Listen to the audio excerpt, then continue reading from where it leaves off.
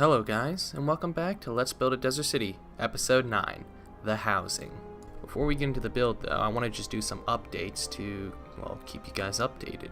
The reason there wasn't a video last week was I'm moving back into college, my schedule was a little wonky, and I just could not get a video out that met my standards, so I thought, it's better just to wait the week.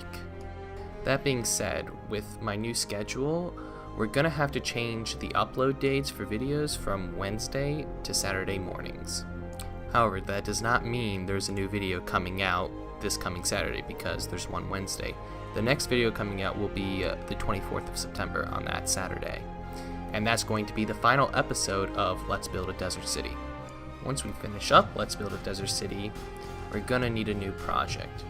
So if there's anything you guys would like to see, a big project or even a small project, let me know in the comments of this video or even episode 10 when that comes out next Saturday.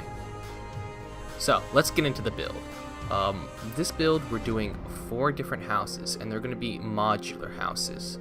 So they're going to be a pretty much basic frame and we're going to use that frame and copy and paste it all throughout the town or city next episode along with adding the roads.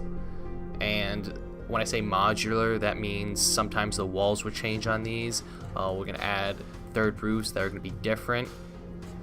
All in all, the houses, these are a base form of the house, and we're going to modify it to add variation throughout the town while not having to build a completely different house.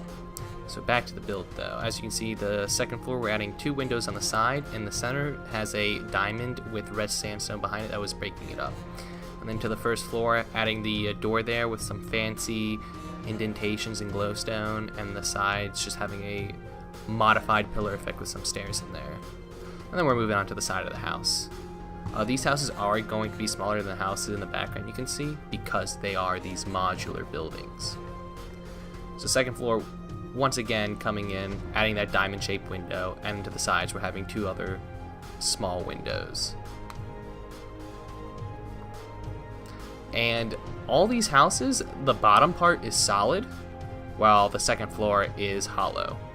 I wanted to be able to carve into the bottom part. That also means the first floor is not going to have any windows because they won't be leading anywhere. So there's the first house done. That's sort of what the other 3 are going to look like.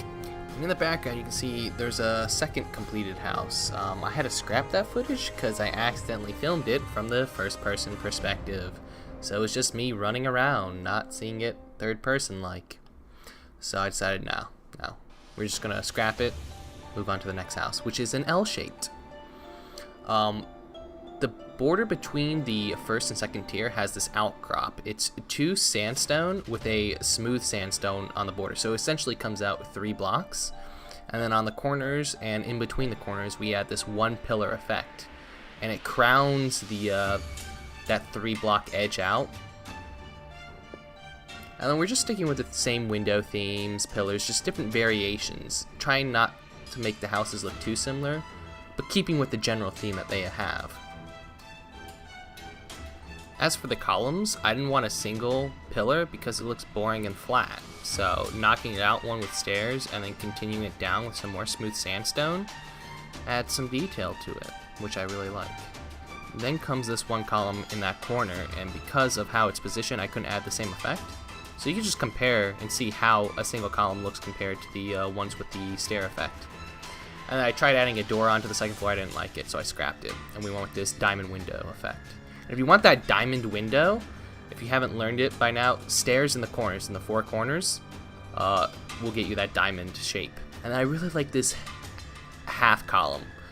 The columns trying to meet in the center, and then the stairs going in, making it so, I don't know what I'm talking about. Moving on to the other side though, we broke this wall up into 3 sections. The middle section, smaller. 2 far sections, bigger with windows. And then for the bottom part of our building, the back corner, the ground was so much lower compared to the front, so we got a large wall.